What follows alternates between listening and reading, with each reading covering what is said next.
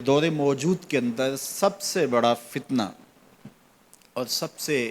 بڑی آزمائش جو دور موجود کے لوگوں کے سر پہ آن پڑی ہے وہ عصمت کی دولت کو محفوظ رکھنے کے حوالے سے ہے، نظروں کی پاکیزگی اور دامن کی عفت اور پاکیزگی کے حوالے سے ہے۔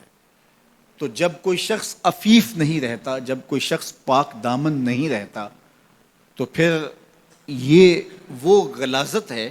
کہ جو زندگی کی ہر خیر کو چاٹ جاتی ہے اور انسان کی ساری صلاحیتیں زنگ آلود ہو جاتی ہیں۔ یہ دور جس دور سے ہم گزر رہے ہیں یہ سوشل میڈیا کا زمانہ ہے، اور سوشل میڈیا میں جو رتب و یاب موجود ہے اور اس کے بعد غلاظتوں سے لتھڑا ہوا جو وہاں ماحول ہے، اور یہ وہ چیز نوجوان کے ہاتھ میں جب آ گئی، چاہے وہ مرد ہے چاہے وہ عورت ہے، تو پھر وہ بیٹھا بھی تنہائی میں ہے تو اپنے دامن کو وہ کس طرح محفوظ رکھ پائے اور اپنے خیال کی عفت اور پاکیزگی کا کیسا سامان کر پائے۔ ہمیں سورہ یوسف یہ سبق دیتی ہے کہ ساتوں دروازے مقفل ہوں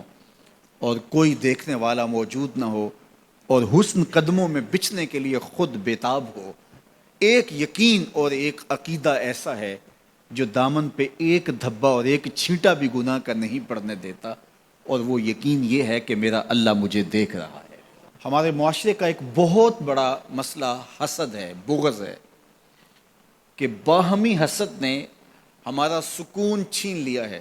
ہمارے قرار کو لوٹ لیا ہے۔ چھوٹے سے لے کر بڑے تک حسد کی آگ میں جل رہے ہیں، بھائی بھائی کا گلا کاٹنے کے لیے تیار ہے، اور قومیں ایک دوسرے کے ساتھ حسد میں مبتلا ہیں۔ علماء کا طبقہ ہو یا فقراء کی جماعت ہو، درویش اور فقیر لوگ ہوں یا تجار کا طبقہ ہو، آج حسد کا دنیا کے اوپر پہرا ہے، اور حسد اور بغض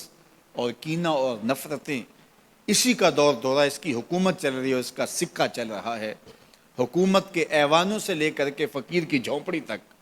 آپ کو حسد کی ہی شہنشاہی دکھائی دے گی۔ سورہ یوسف ہمیں بتاتی ہے کہ حاسد کس طرح نامراد ہوتے ہیں اور محسود کس طرح کامیاب اور بامراد ہوتا ہے۔ جس سے حسد کیا جائے، اور حسد کرنے والے بھی کوئی بیگانے نہ ہوں، حسد کرنے والے اپنے سکے بھائی ہوں، حسد کرنے والے پیغمبر زادے ہوں، لیکن جب وہ حسد کی آگ میں جلتے ہیں تو اپنی ساری صلاحیتوں کو زنگ آلود کر لیتے ہیں، اور جس معصوم سے حسد کیا جاتا ہے وہ 13 سال کا یوسف ایک دن مصر کے تخت پہ جلوہ فرما ہوتا ہے، اور پھر وہ حاسد سامنے سوالی بن کے کھڑے ہوتے ہیں، تو محسود کس طرح ان کے ساتھ رویے اختیار کرتا ہے۔ یہ صورت ہمیں رویوں کا حسن بھی سکھاتی ہے، رویوں کا جمال بھی بتاتی ہے کہ رویے کتنے خوبصورت ہونے چاہیے۔ تمہارے ساتھ اگر کسی نے اچھا سلوک نہیں کیا تو جب تم ایسی مسند پہ پہنچتے ہو جہاں تمہیں عزتوں سے نوازا جاتا ہے تو تمہارے رویوں کی خوبصورتی کیا ہونی چاہیے۔ سورہ یوسف میں یہ بھی بتاتی ہے کہ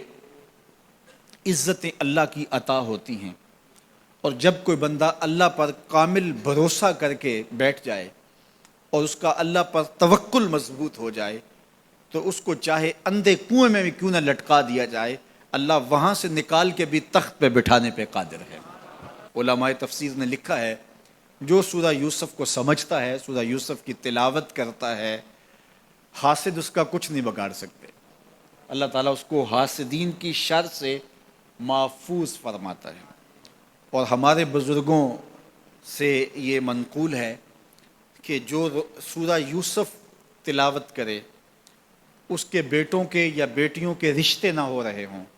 تو وہ روزانہ کی بنیاد پہ اس مقصد کے لیے اگر سورہ یوسف تلاوت کرتا ہے تو اللہ اس کے لیے صالح اسباب پیدا فرما دیتا ہے، بہترین اچھے اور صالح اور نیک رشتے اللہ تعالیٰ اس کو نصیب فرما دے گا سورہ یوسف کی تلاوت کے ساتھ۔ تو سورہ یوسف ہماری زندگی کے اندر روشنیاں بھرتی ہے۔